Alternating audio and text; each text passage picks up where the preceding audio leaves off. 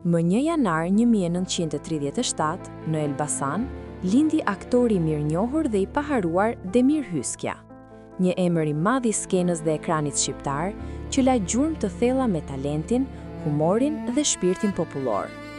Faqja na ishte dikur e kujtor sot me nderim dhe respekt të veçantë. Lindi në Elbasan dhe ishte një nga aktorët më të mirënjohur dhe më të dashur të artit skenik dhe kinematografik shqiptar.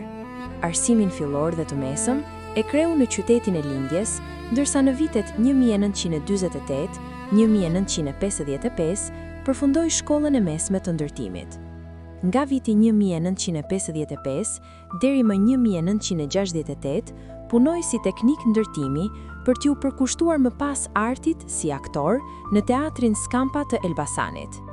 Gjatë një karriere mbi 30 vjeçare në teatr, ai realizoi më shumë se 50 role kryesore, duke ushquar për talentin, humorin dhe karakterin popullor të interpretimeve të tij.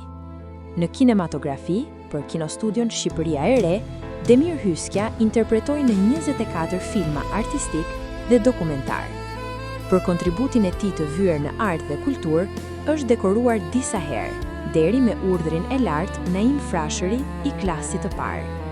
Në vitin 1969, u nderua me titullin Artist i merituar, ndërsa në vitin 1979 me titullin më të lartë Artist i popullit. Përveç veprimtarisë artistike, Demir Hyskja u zgjodh 4 herë radhazi deputet në Kuventin Popullor, duke qenë një figurë e respektuar edhe në jetën publike. Demir Hyskja konsiderohet një nga figurat më përfaqësuese të artit teatral dhe kinematografik shqiptar, veçanërisht për kontributin e tij të jashtëzakonshëm në teatrin Skampa, i cili fal veprimtarisë së artistëve si ai, u shndrua për dekada në një nga qendrat më të rëndësishme kulturore të qytetit të Elbasanit.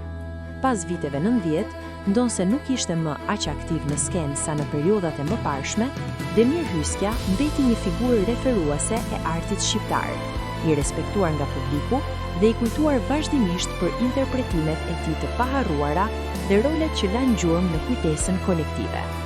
Shumë nga rolet e tij teatrore dhe filmike sot konsiderohen klasike, ndërsa emri Demir Hyskjes përmendet shpesh në shkrime dhe analiza mbi artin dhe kulturën shqiptare si një nga gjigantët e skenës dhe ekranit kombëtar. Faqja na ishte dikur e kujton me nderim e respekt.